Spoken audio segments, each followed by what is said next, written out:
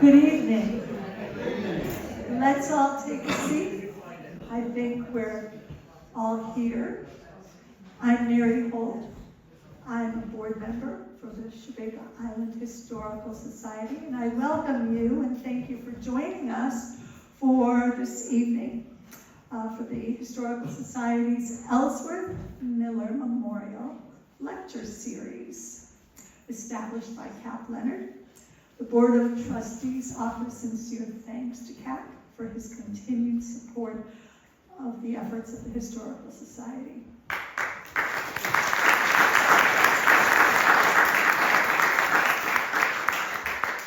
Those who wish to support the efforts of the Historical Society may donate online at chebeaguehistory.com.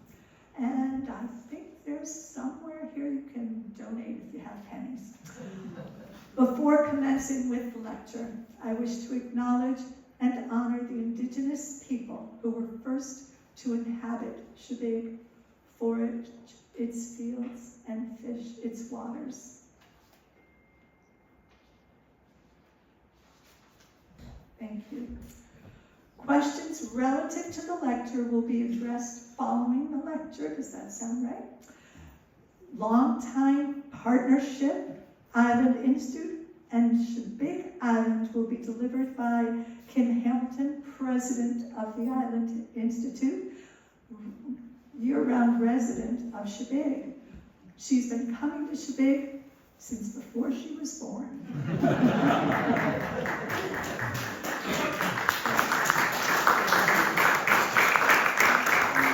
It is my pleasure to introduce Kim Hamilton. Thank you, Mary.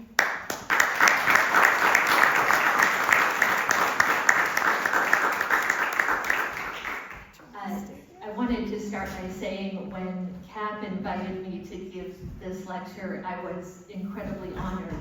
And then I got really nervous because I spend most of my days thinking about what's ahead and thinking about how island and coastal communities can plan for what's on the horizon. So I rarely get a chance to think about what's in the rearview mirror and how to think about our work in a historical context.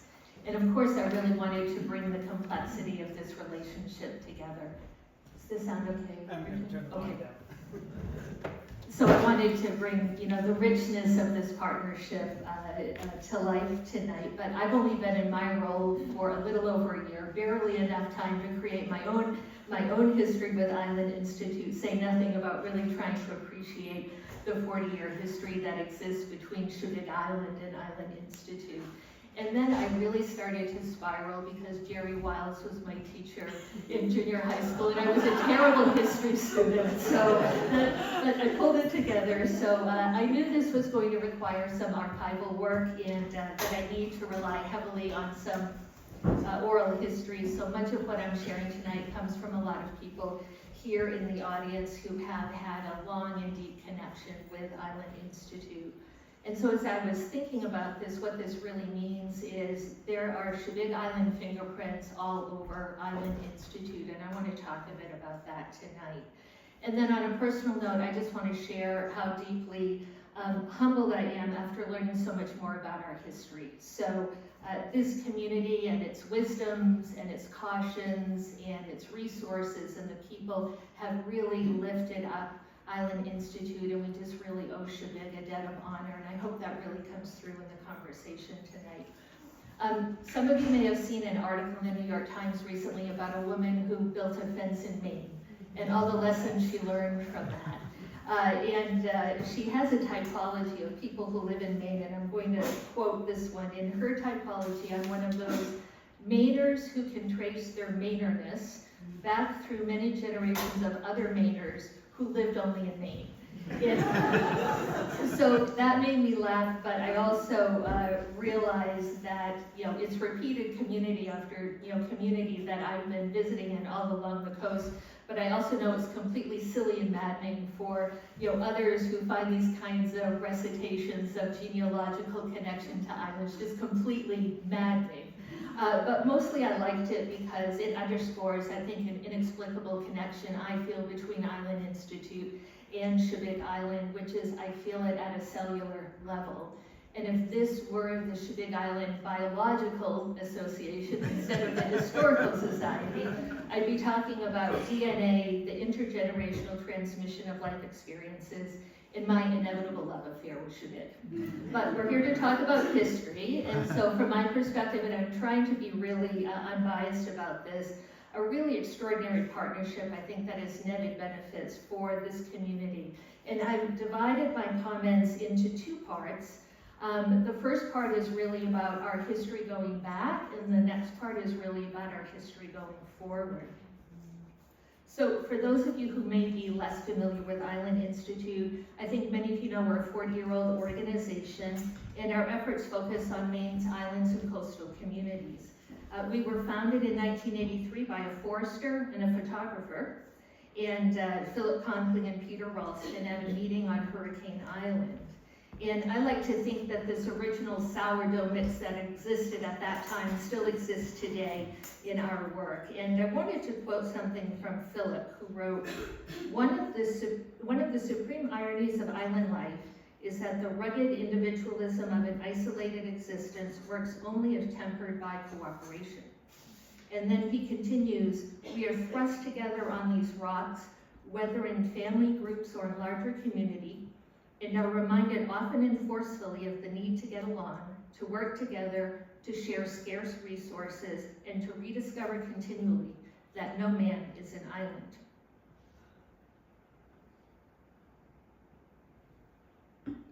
So, picking up on that theme, our mission today is to boldly navigate climate and economic change with island and coastal communities, to expand opportunity and to deliver solutions. And there's a lot I really love about this mission statement, but the most important word to me in the mission statement is really the word with. There's very little that we do without a deep engagement with communities and really looking at where does community wisdom connect with science and policy and strong programmatic execution. And I think this special approach is what makes this unique partnership, including between Chebeague and Island Institute, very special. So turning to the shared history, the question is, where does Island Institute end and where does Chebeague begin? Because when I looked back at the history, Chebeague was there at the creation in 1983. In fact, I'd say Chebeaguers have played a really, really key role in shaping this organization through their leadership and through their board roles, and also through other volunteer opportunities. So when I looked at the dates, Chebeague has had a representation on our board for an amazing 25 years of our 40-year history, and that's a consecutive leadership role. And what this means is that they've really helped Island Institute stay grounded in islands. They helped make sure that we were seen not only as an island resource, but a state resource and a national resource. And they really made sure that we as Island Institute are not just thinking about Penobscot Bay, we're thinking about the constellation of all of the work that's happening all along the coast. And again, I think this is one of the differentiators of this organization. And then I started to dig even more deeply and started looking at where there had been volunteer support and other kinds of connection with Island Institute. So Bev Johnson has been a really important partner to us, including especially on broadband, and as a member of the Maine Island Coalition. Bob Ernest now sits as a representative on the Maine Island Coalition, was also one of the early panelists for our aquaculture program. Donna Colbeth, another one of my teachers, she just shared with me that she helped in the early days of our scholarship program. Jeff Putnam helped with our fisheries work. Sue Hale has helped with our creative economy work. Susan Stranahan helped mentor young journalists who contributed to our working waterfront newspaper. So again, there are fingerprints everywhere on Island Institute that go back quite a long time. But the most astonishing thing I learned about our history was that Manny Morgan sat on the board of Outward Bound, which is where Island Institute was incubated, and was there when the Outward Bound board took the vote to set Island Institute free as its own independent organization. And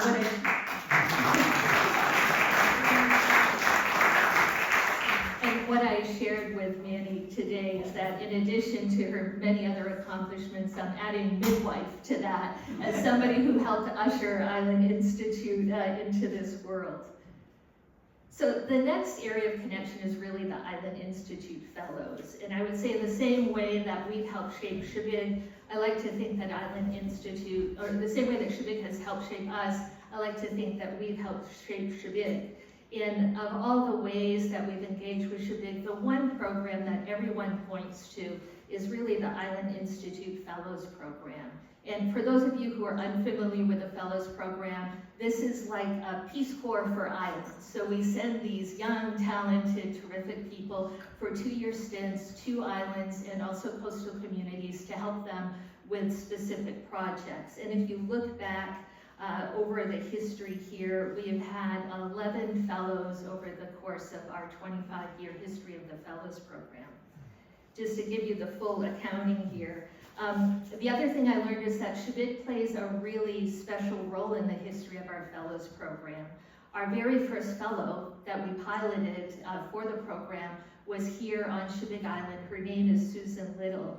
And I talked with Susan last week to find out a little bit more about her experience, and I don't think she'll mind me sharing that. It started out just a little rough. She lived in the firehouse for the first part of her fellowship. And when she saw it for the first time, let's just say it wasn't that cozy. And but it was, some really kind islanders who helped her envision with a couple of tapestries on the wall and maybe some comfortable furniture that really it was going to work out. And in her words, it went from bleak to super cozy and fabulous. So she was very happy with her experience. She was based on Chebeague. She also did work on Long Island and Cliff Island. So she was one of our early fellows that actually worked in a couple of different communities. And she worked on in all 3 schools and did a lobster sampling project as well. And today, and I love this story, she works for the Maine Coast Fishermen's Association, which was also incubated at Island Institute, and it's where our own Alex Todd chairs the board. So there's just this beautiful full circle of experience there that I love. And of course, the fellows who have left a really lasting impact on our community, both Caitlin Gerber and Carly Knight have found many reasons to love this community and stay in this community, and are bringing so much great local knowledge to Chebeague. So just a really terrific history with fellows. The other thing, as I was talking to folks about the legacy here on Chebeague, the other thing that people really pointed to was the history of our education and scholarship programs. Our scholarship program, for those of you who don't know, is one of the few programs that is very much limited to islands and those who have a close connection to islands. So it's very unique in that way. And in the past, since 1991, we've supported students here with over $200,000 in fellowships. They've gone to a whole range of schools, from Bowdoin to University of Maine to the Maine Maritime Academy, Thomas College, and so many more. Our Geiger program, which is quite unique as well, is an opportunity to help students have off-island experiences. So here on Chebeague, we've helped students do things as diverse as going to the New York Film Academy or having an exchange program in Australia. So we like to think we're helping students bring this sort of global experience back to Chebeague.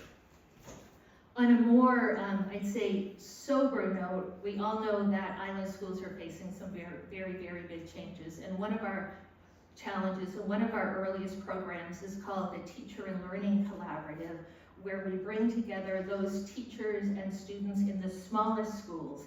And this year, for the first time, Chebeague joined that roster of schools, which includes Matinicus, Cliff Island, Idaho, Monhegan, Frenchboro, the Cranberries, and even Cuttyhunk off the coast of Massachusetts. And so what we're able to do is to match young people with other folks of their same age and cohort, and also to connect teachers as well who are working in these small schools, because if you're a teacher, I'm not sure you're exactly trained to understand what it's like to work on an island in the middle of winter on your own. So it's a really important, mentoring and support program. And then just as one student said it best, growing up on an island and transitioning to the mainland is a very unique experience, and people who understand it best are other island kids. So I'm really, really proud of the work that the TLC has done to bring together these small schools and to be able to continue to help Chebeague. Of course, I couldn't talk about reliable, or talk about Island Institute without talking about high-speed internet and its connection to this particular island. I don't think there's anyone on Chebeague that's more excited than I am to get high-speed internet. I have had board meetings in my car outside of the hall. I have squatted in people's offices, and when all else fails, I've resorted to my tiny cell phone to have calls. So when I was looking at the connection with Chebeague Island, several people mentioned the really fundamental role that we've played here on Chebeague to help us get to a place where high-speed internet is right on the horizon. We started in 2015 with this idea that all islands and communities could have high-speed accessible internet, and in fact, we're seeing that come to fruition now. Here on Chebeague, let's see, we invested $15,000 in planning grants to the to the town, to the Historical Society, and also to the Commons. But I think the most important thing that we've done is really bring some technical assistance and support and learning lessons from other communities to here on Chebeague. And we're hoping very much to have a celebration with this community when we're all lit up, as we say, and hopefully that's just around the corner. I want to turn right now to policy and advocacy.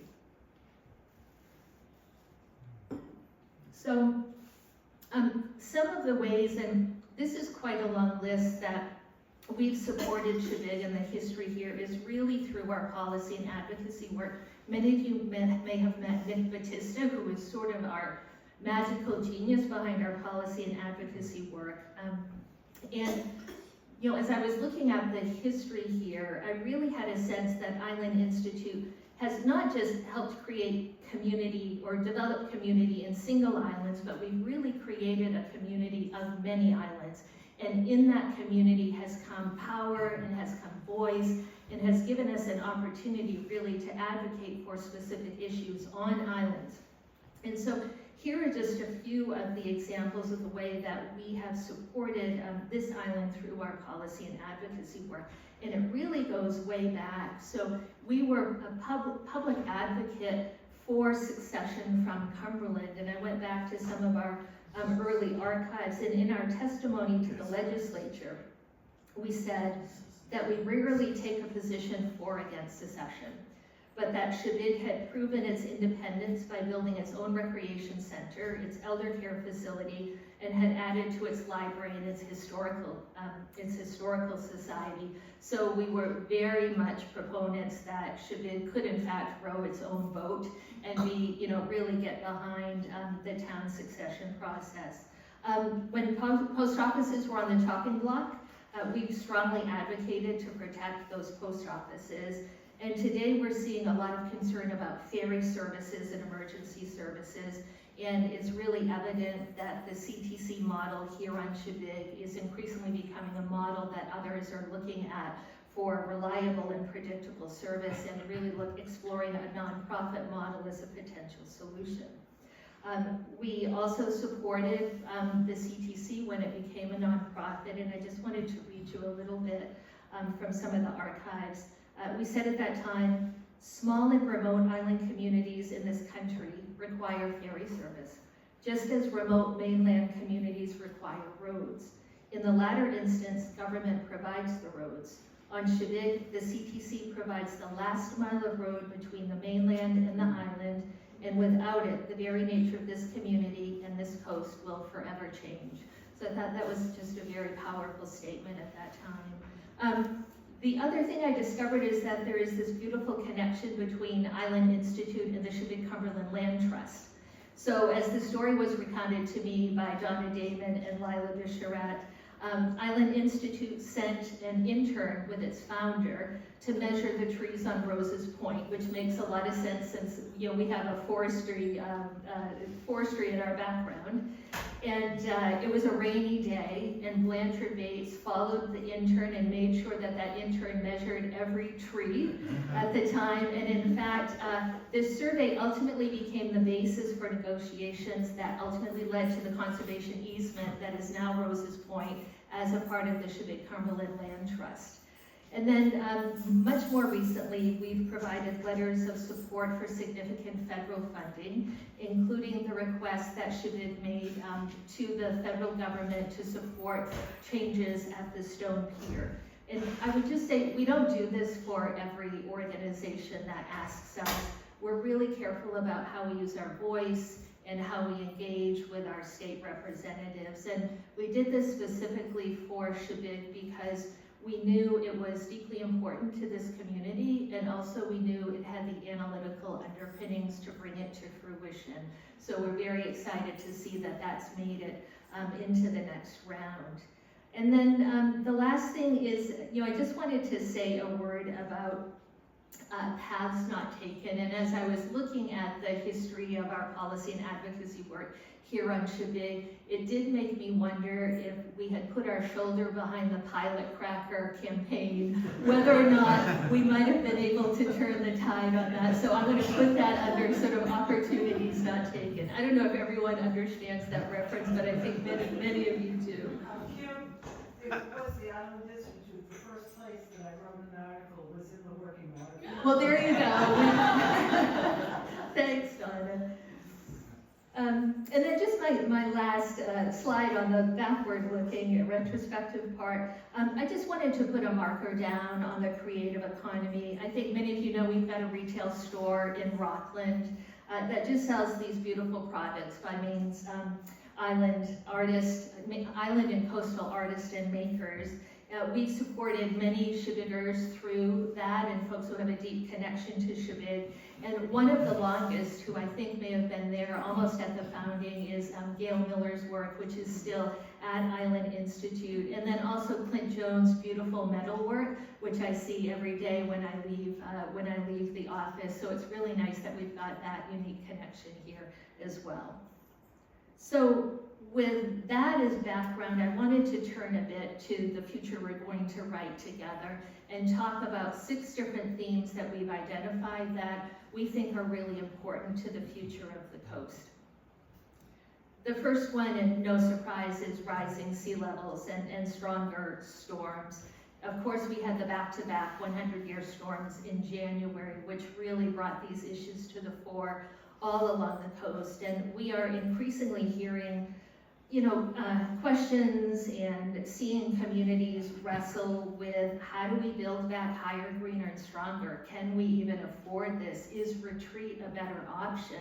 We're also seeing more conversations in communities about how do we build resilient energy systems? How do we manage wildfires? And how do we continue to protect critical community assets? And so these, I know, are issues that are very much alive and well here on Chebeague.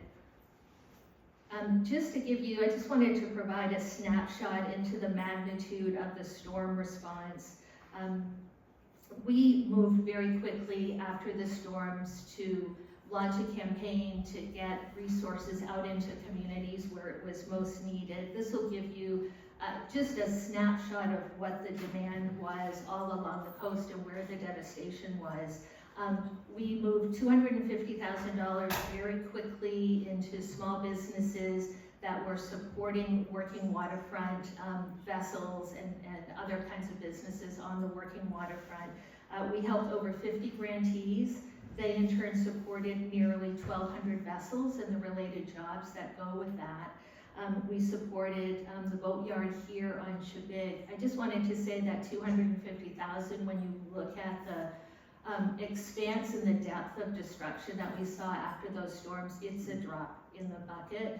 And so back to our policy and advocacy work, we're really spending a lot of time now thinking about how do we help shape where that $50 million that the state received, where's that going to go?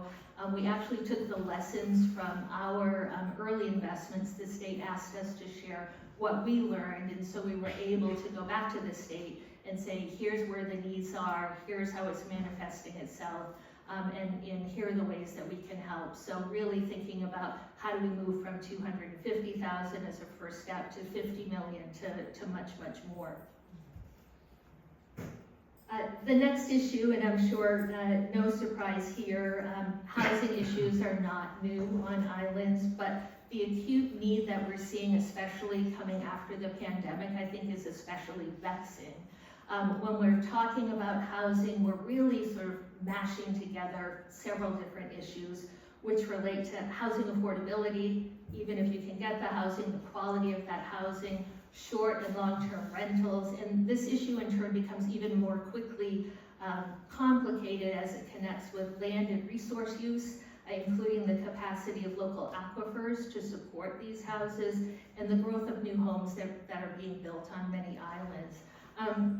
I just want to share that this is actually an area where I'm feeling more hopeful. We are seeing models emerge in islands all up and down the coast. We brought together a learning group of different organizations that are working in the housing space, and Chebeague itself is one of the folks that are exploring, one of the groups that are also exploring different models here. So I think we're going to see progress on this in these communities. However, when we go to the next issue, housing is one of those fundamental issues that really also is connected to the aging of island populations. I am formally trained as a demographer, so what happens at the intersection of place and people is of special interest to me. So when we start thinking about the aging of islands, it's really caught my attention. Here on Chebeague, I think everyone knows the average age is about 55.6. In Maine, it's 44.8, so we are early adopters of older age, maybe I'd say. And so while the Maine coast is seeing some increases in population and greater diversity than other parts in interior Maine, we know that islands face unique challenges. And it's showing up in a lot of ways. We know our volunteers are tired, that our community institutions are understaffed and under-resourced. We also know that schools are shrinking, also raising questions about housing. And we know that for some communities, this really feels existential. Are we going to be able to survive as a year-round community, or are we on a pathway as a summer getaway?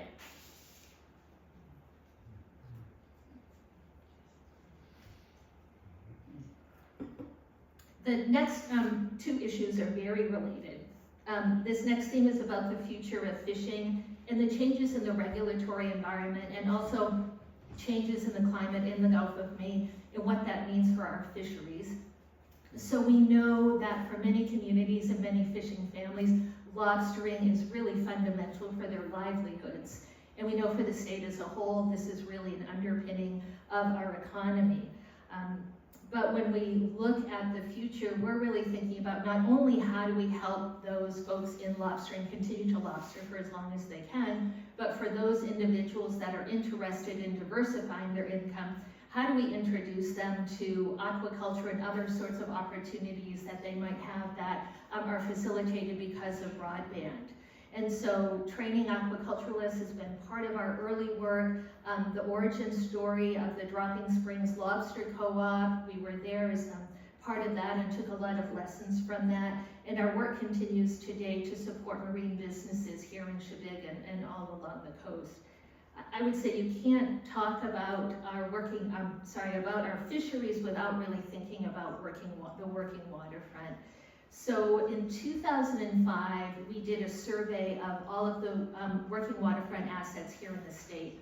Of all of those assets, only 80 had what we would call full service support of the working waterfront. So fuel, mooring, and other kinds of services that were provided. After the storm, we know that number has shrunk considerably. And when you look at the history of Chebeague and the working waterfronts that this island has had and how many we've lost, it just really underscores the importance of really holding on to those working waterfront assets that we do have, because it's the only access that folks who do want to make a living on the water are going to have. I want to begin to close now and just talk about a really lovely story that I found. Our offices are in Rockland, and my office is on the 4th floor, and for the past over a year, I've walked by this beautiful quilt. And I've admired the craftsmanship, I've admired the embroidery, but shame on me, I never noticed the Chebeague Island Historical Society logo at the very bottom, and Shirley Burgess's signature as well. And I didn't know until I started preparing for this conversation that this piece of art came to Island Institute in recognition of the work that Island Institute had done to save lighthouses as part of the Maine Lights program. And several of the lighthouses came directly to us. We then in turn made sure they went into the hands of organizations that could commit to the upkeep and also make sure there was public access for those lighthouses. And this program actually formed the basis for the National Historic Lighthouse Preservation Act. And in 1999, there was a really nice article in our Island Journal that documented Shirley Burgess's really creative genius. And as the story goes, Shirley was moved to enshrine this work in a quilt, and she said at the time, Chebeague has a lot of history connecting it to lighthouses. So many people with ancestors who not only carried the granite blocks that made the lighthouses in their stone sloops, but built the lighthouses and maintained them, even worked as keepers. So many involved all over the island. And she continued really because the lighthouses had saved the lives of so many at sea. She said, how many of us wouldn't be here on Chebeague today if it weren't for the lights? So Shirley then gifted the quilt.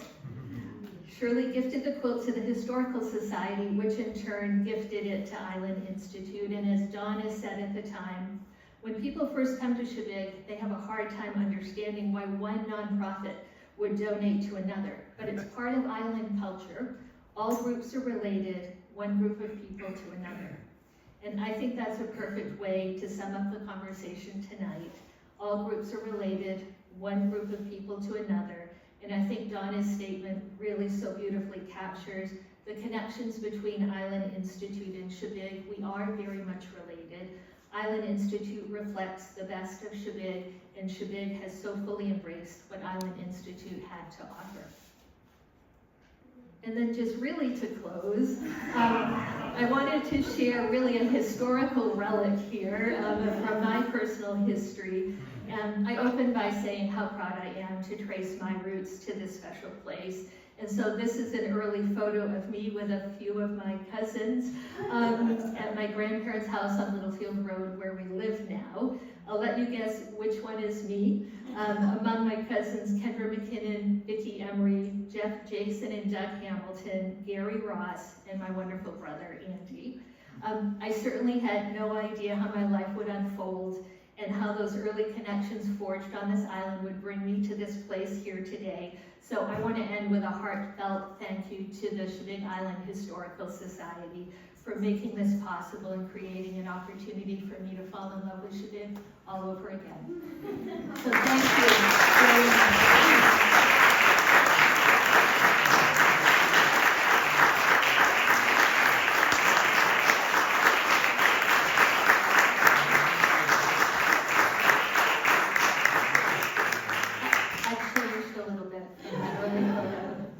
Would be very happy to answer questions. I also know there are folks here in the audience who know a whole lot more than I do. As we say at Island Institute, the smartest person in the room is the room. So if, John, I see you raising your hand. Yeah, I just wanted to clarify about the quilt. Shirley got the idea to do it, and she contacted Peter Ralston, and she was the first person who, once he came up with that idea, who contacted them. And so she got the idea, so she had been part of the historical society since the beginning. So she said, will you buy the materials? And so we paid for the materials. She made the quilt, and then she gave it on behalf of the Chebeague Historical Society. And then just one more clarification. Chebeague's had continuous representation on the board since 1989. I had 2 different terms, from 1989 to 2005, and then I got off and they begged me to come back. I told my students, I said, these men are gonna come to our classroom this afternoon after school, and they're gonna beg me to do something, and I'm gonna make it really hard for them. It was Lottie Holdreth and Peter and Philip. And so I went back again in 2006, so that was my second term. So even longer. So it's all the, 30 many more so I've fingerprints. done 35 years. That's how long Nice. I've been. That's impressive. I think that I would venture that that is a longer connection than any other island community. Other questions or comments? And Lila? I would add to that, that's when they developed the saying, DWD, do what Donna says.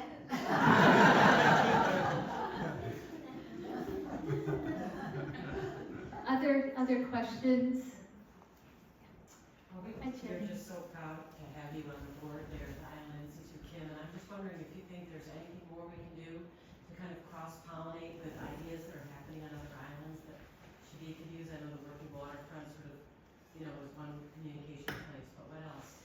So, those issues that I listed, Jenny, are the areas where I think there's really ripe opportunity for collaboration. So, both elevating what's happening here on Chebeague as part of the lessons that we're sharing in other communities, but I think also finding a way to have a more constant communication with the community around things that we're learning. We were talking earlier about really elevating the work we're doing around thought leadership and sharing more about what we're learning, holding more webinars, those kinds of things, so to make it easier for communities to connect with us. Of course, there's the Working Waterfront newspaper that I hope many of you read, and there are always opportunities to write a letter, or an article for that as well. And then in the Island Journal, being able to tell the stories of Chebeague, I think, are just very, very special, like the one we have this month on Suhail. Thank you. But I guess I throw that back to the group. Are there things that we should be doing as we think about kind of building this history together? I would suggest that coastal resilience is right up there. It's item 1, sea level rise and responding. And that was intentionally at the top of the list, and I think you're right, is when I look at what we're hearing, and it's the storms really, I think, hit people not just sort of financially, not just, thinking about climate change and the longer term impacts. I think it really had a psychological impact. There was tremendous loss that happened from that, people losing waterfront property, people losing really old historical buildings, as we did here on Chebeague, and I think it's created a learning opportunity like we haven't seen before, and we're just getting, honestly, the demand for our services right now outstrips what we can possibly deliver, and so we're thinking through, is this an area we should really be leaning in as an opportunity for growth? And of course, the answer to that is yes. Lila. How can we all help you, Kim, deal with the kinds of pressures that you must have from all of us in this room and outside for giving first choice to Chebeague? So we love all of our islands differently, but I have a special, fondness for Chebeague. Some of you might have heard me share that one of the things I love about this role is, I worked at the Gates Foundation for quite a long time, making grants in, Africa, and you think, you make a grant and hope and believe that it made a difference in the community. And here in this particular role, I hear within a day whether or not we're living up to what we said we were going to do. So the accountability in this role is really direct and present. And I would say people don't pull their punches, and I've had some very direct feedback from folks, and so I can take it. And so I would just, say keep the input coming. That's really important, because what we're seeing here on Chebeague is so important to help inform what we're doing elsewhere. And then also just really working with Nick, and I should introduce Sue Bernier, who's here as well, who works at Island Institute, and others. Just, we're really trying to keep an open communication with different communities. And I hope, we're doing a good job at making sure folks get information about the scholarship program. I know we're working directly with the schools, and where there are grant opportunities, we're trying to elevate that as well. I think that one of the most important things that I personally have gained from the Island Institute, and I was first involved in 1985 on the Island Schools Committee, was the opportunity for networking and opportunities that the Island Institute provided for people who had similar concerns, whether it was conservation, whether it was education, whether it was a historical society, whether it was recreation, whether it was the fire department. I mean, I can go through all of those. And then getting an opportunity to meet them, and I've been involved in the Island, I was involved for many, many years with the Island Coalition. If I have a question about anything to do with an island, I know somebody on an island that I can call and ask them a question, ask them about it. And, how do you guys deal with this? And I think that a lot of us here have that same experience. And I think that's one thing that and we all are worried about climate change, we're all worried about resiliency and all that. What can we actually do to stop it happening?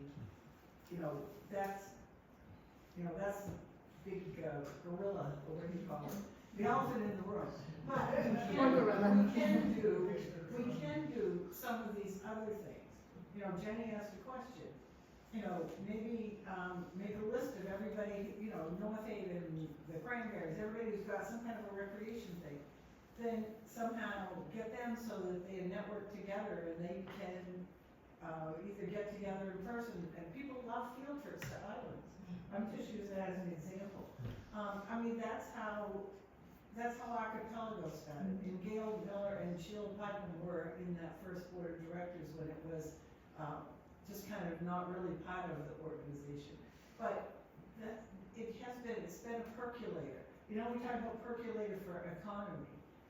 The Island Institute's been a percolator for so many different things. And you gotta keep percolating. That may be the slogan, keep percolating, Donna. I want to just underscore what Donna said. We host something called the Main Island Coalition. And it's islands, they are a self-governing group. We are simply the hosts for this.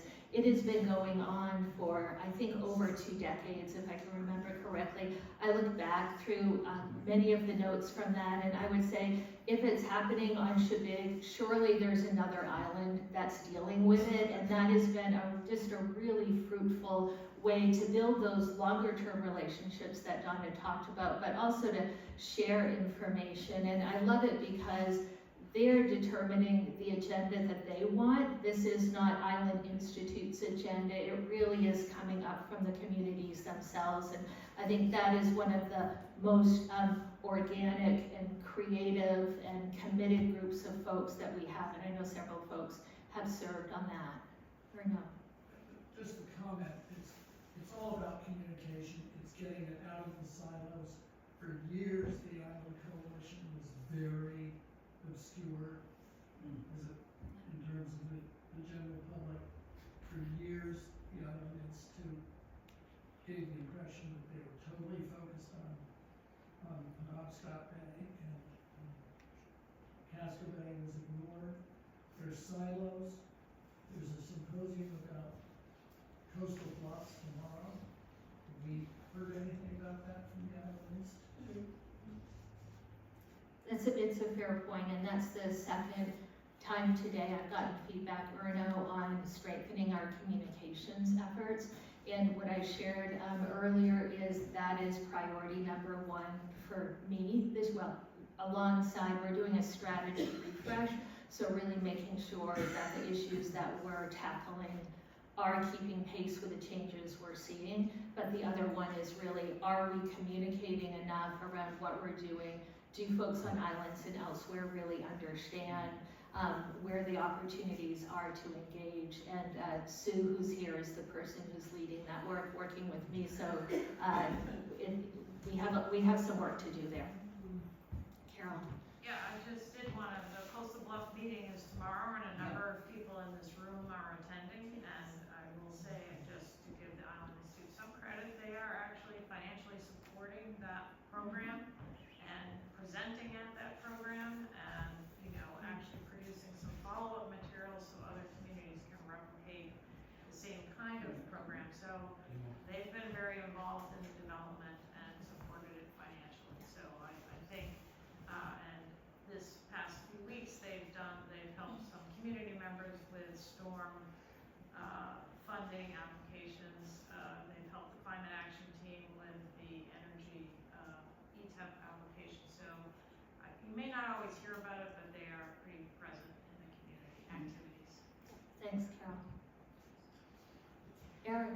So as you were talking, you know, when the environmental movement came, it was, you know, think globally but act locally. And the Island Institute has been this incredible force to tie these pearls of communities together locally, up the coast and in Maine. But as you're talking, I realized you worked globally. You worked with the Gates Foundation, you worked with Africa. How much, and you know, you can't boil the ocean, we don't want to boil the ocean, but how much is thinking internationally because we are in a global crisis? Is that coming up, and your expertise thinking globally? And I know that the Island Institute has a solutions library, and you do things systemically. What's the relationship like going from local to global? And Yeah, it's such a good question, Erica, and it really goes to this strategy refresh we're undertaking right now. I will say when I first took this role, my observation was for us to have any kind of standing in a national or international forum, we had to really knock it out of the park here in Maine. And so it really been focused on making sure we're doing excellent work in communities here.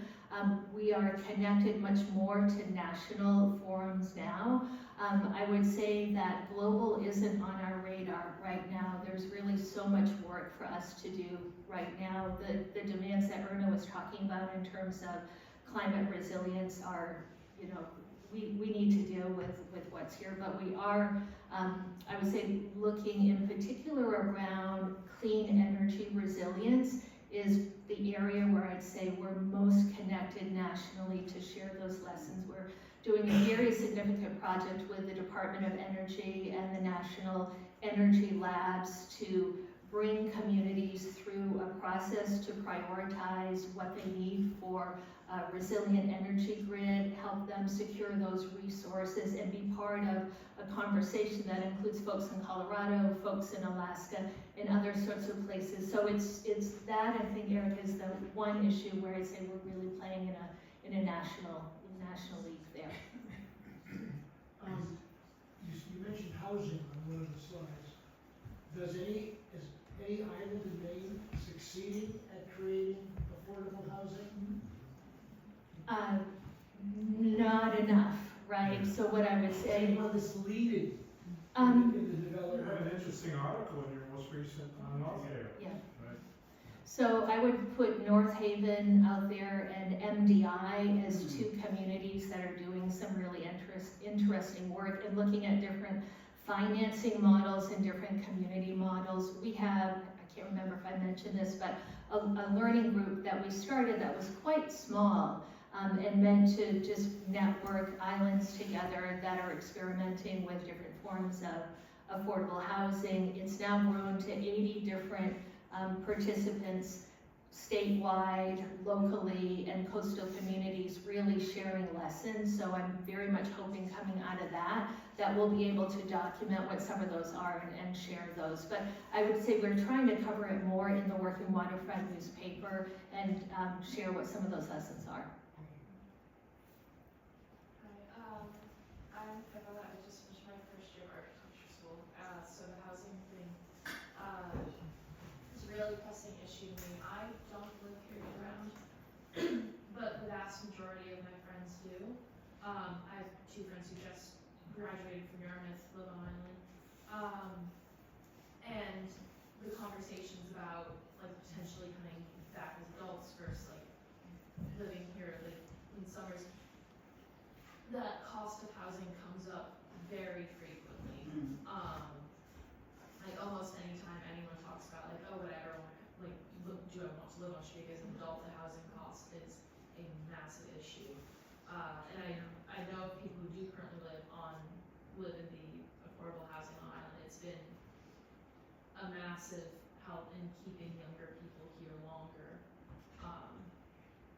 So yeah, the housing, like younger people, we are very aware of it, and we do already start to feel it.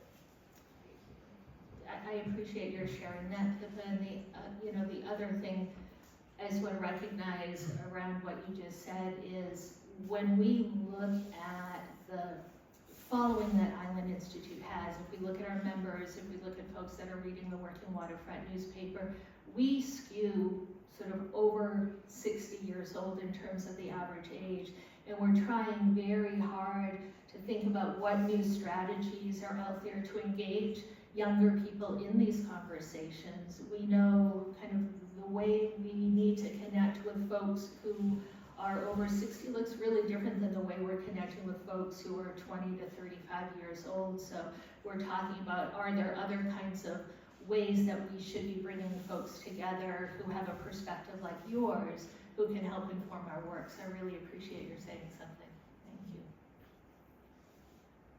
Yes, please, about your signature program, Island Fellows. And my concern is, are there many more applicants than openings? Are young people increasing their interest, decreasing? Are you waxing or waning? How do you see the future? The demand is growing for the program, both on the community side as well as young people who want to participate in the program. And so I think our question is, can we grow that? What does it look like to grow it? And, how do we continue to finance the growth in that particular program? It's a big investment for Island Institute in those communities, but to specifically answer your question, there's a big demand for it. And so not everyone who applies gets into it. It's become, I think, has more national recognition now. So we have applicants from New York, from Texas, from different places all over the country who want to come and live here in Maine. So we're really excited about kind of the growth in that. I would say one of the challenges we're seeing is that more young people who identify as female want to participate in the program than the opposite. So really trying to make sure that young men as well as young women are trying to have the opportunity to participate. Thank you. Lila. It's a very good question, Bill, and I would say, Kim, that the biggest hurdle, both for the participating communities and for the Island Fellows, and for the Island Institute, has been the one that Kim noted for the very first Island Institute Fellow on Chebeague, housing.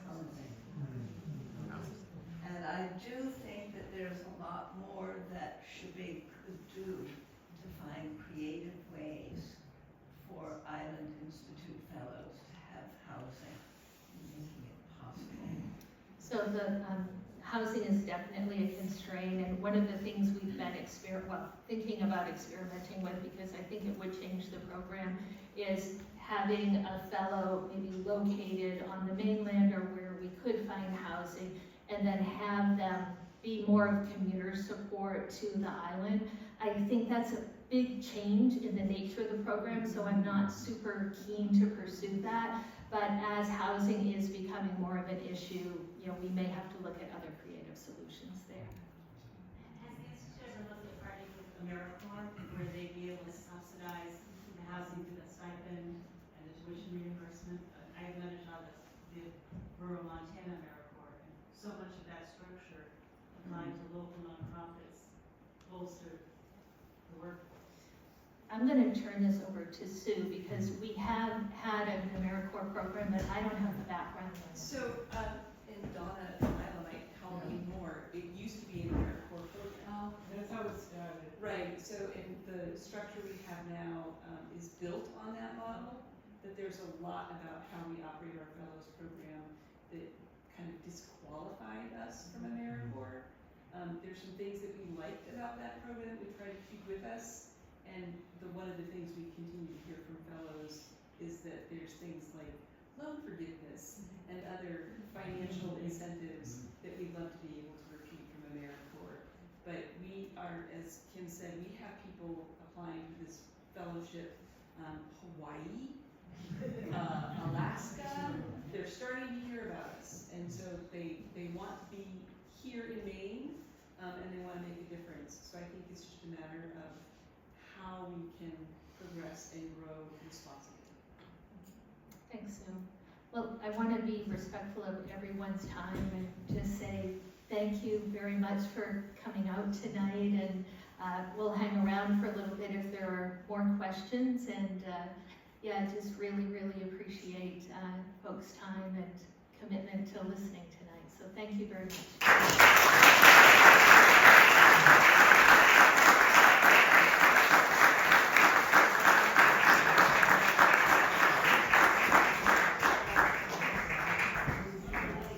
Kim, we thank you for taking the time to prepare such a wonderful presentation for us.